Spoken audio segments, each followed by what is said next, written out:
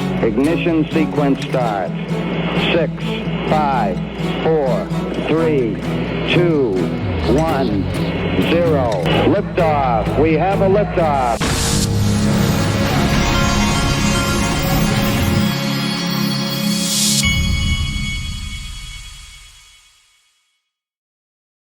Hey everybody, this is the Digital Asset Investor, and I am drinking my blue drink, and it looks like Lark Davis is getting ready for a Christmas rally. I hope he is correct, and I am locked in if he is correct. Let me get another sip of blue drink. All right, here we go. David Schwartz is teasing things 10 times 10 times, and then it's magic bubbles. He's joking around about how you don't need the times with the 10 with the X thing there, but then he's also got to play on the bubble thing. So interesting. Look what Hester Pierce wish is for the way crypto goes. What would make Hester Pierce most happy to see done in 2025 potentially? As I threw a lot at you, whether it is kind of restaking or in-kind redemptions, things like that, what is it? I mean, I would be happy if at the end of 2025, people were not, when we go to crypto conferences, the first thing people were talking about would be something other than SEC regulation. I want people to get to the point where the regulatory structure is there, they know what the rules are, they're complying with the rules, but they're spending their time talking about the technology and its potential.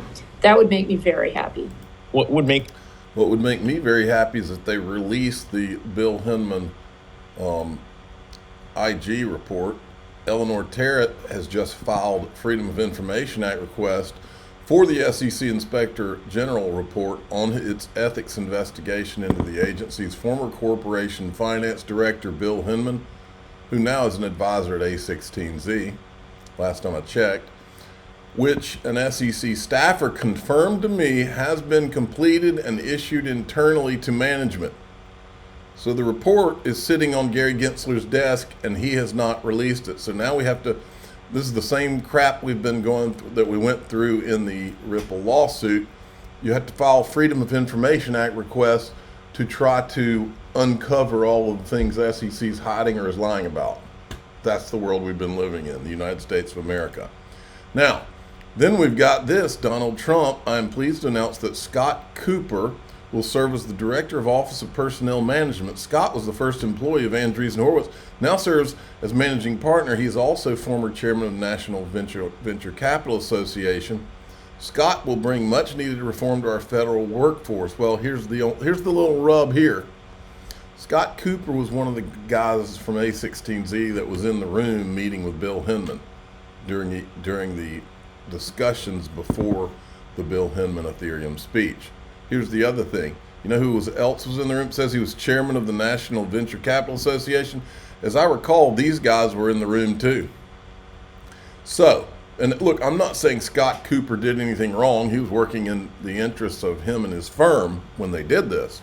But that doesn't mean he doesn't have responsibility to demand that the Hinman report comes out. See, and here's the problem, folks.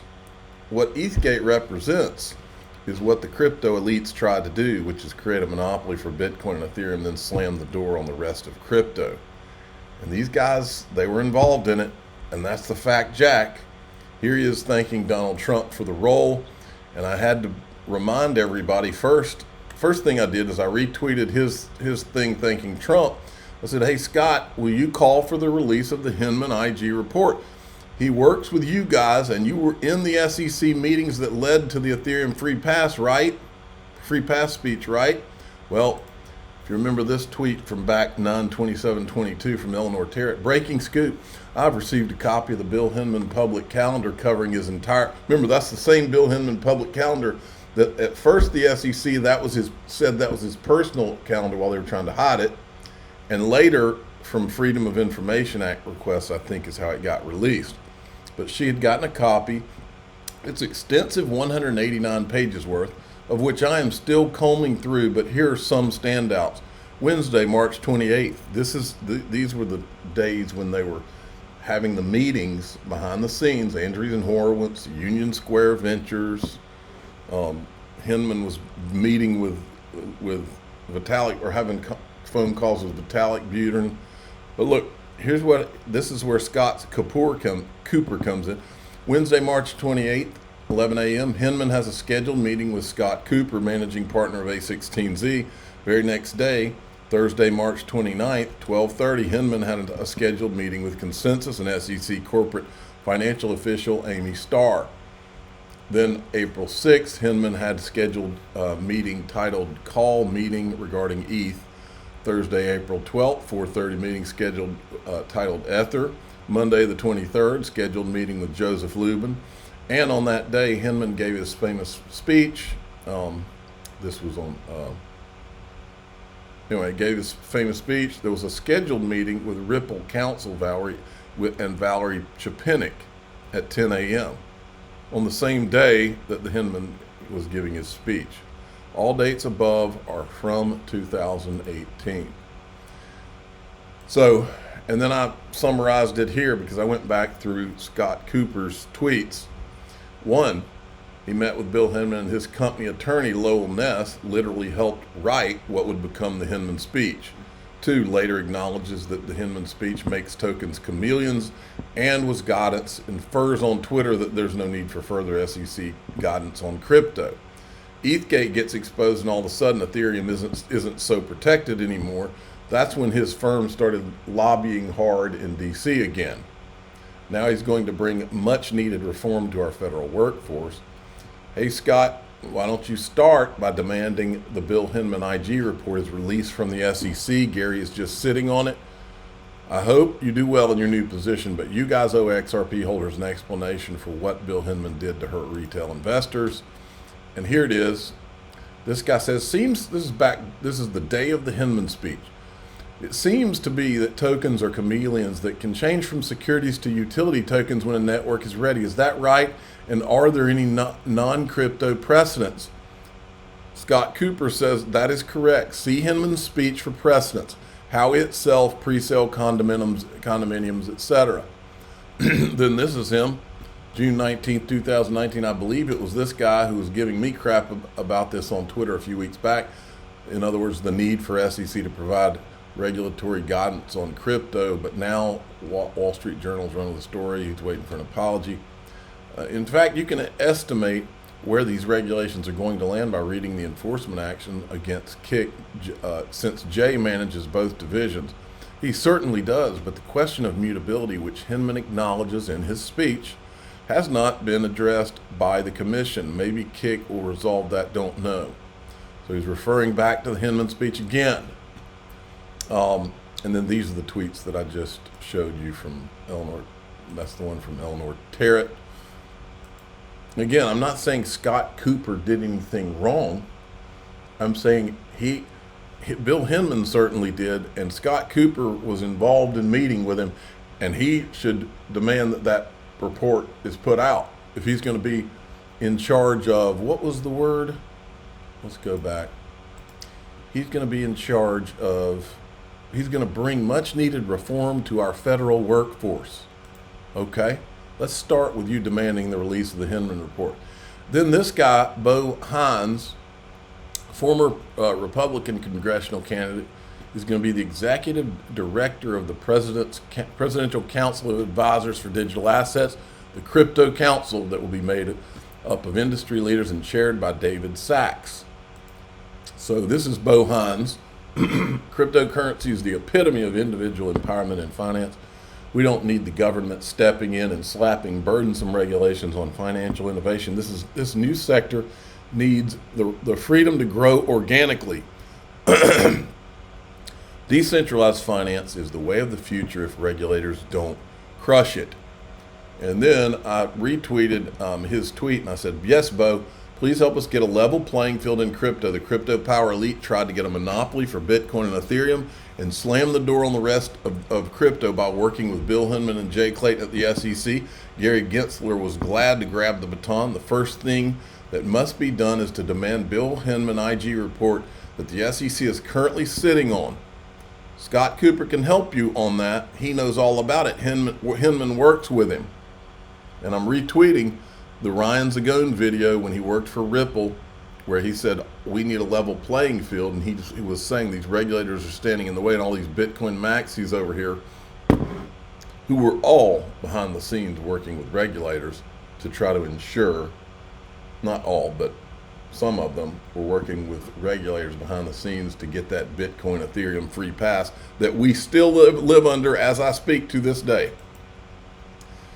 Here's a graphic of how the crypto team is being formed at the White House. This is all good stuff, folks. Now, yesterday I had shown, I can't remember if I showed it in my group or what, but I was talking about how yield on XRP and never selling it, that's the dream. And then this tweet, we covered Elysia. They had put out a T-bond, a T-bill on the XRP ledger, but this is interesting. They were doing a Q&A. They said, this product is the first XRP ledger-based tokenized T-bill product designed to preserve your XRP principal while offering returns based on real-world assets. So this is the goal, yield on XRP. So I literally have a certain amount of a large amount of XRP set aside to never sell. And my idea is that I want to earn yield on it because I believe XRP is going to be a slow rising asset, and then the speculators are going to come in and make it a fast rising asset because they're going to realize it's a slow rising asset, bathtub of water. That's the game. By the way, if you hear any blowers, that is because blowers are outside and they could be right here on the next to this window anytime now. We will power through it. All right. I played this video I played this video from Senator Loomis for my wife this morning to let her know. I said, I keep telling you 2025 is my year. 2025 is XRP holders year and crypto holders year, but especially XRP holders year in my opinion. It was everywhere. Within the administration that is just leaving office, there was genuine unease to absolute hostility towards this industry. That is changing now, changing 180 degrees. So you have in the incoming administration a president-elect who is talking openly about digital assets, who has done transactions in digital assets, a vice president who has expertise in alternative coins and other digital assets. You have a new crypto czar. You have heads of Treasury, of the SEC, of the CFTC, and elsewhere in the administration coming in with expertise and advocacy for this industry. It is an absolute sea change. Now, when it comes to Wyoming, a crypto sea change is what we're talking about. All right. Here comes the blowers. All right. So we're going to go in DAIXRP.com, and here's what we're going to talk about. As you hear those blowers hum, the blowers will be gone in DAIXRP.com. By the way, we will enter the group just as the blowers go away. But here's what we're going to talk about. We're not just going to talk about XRP price. We're going to talk about what would happen if history repeats and what did happen in the history of XRP. We're going to talk about those things. I'm the digital asset investor. I'm not an investment advisor. This is for entertainment purposes only. Please subscribe, hit the like button, tell your friends and family. Away we go.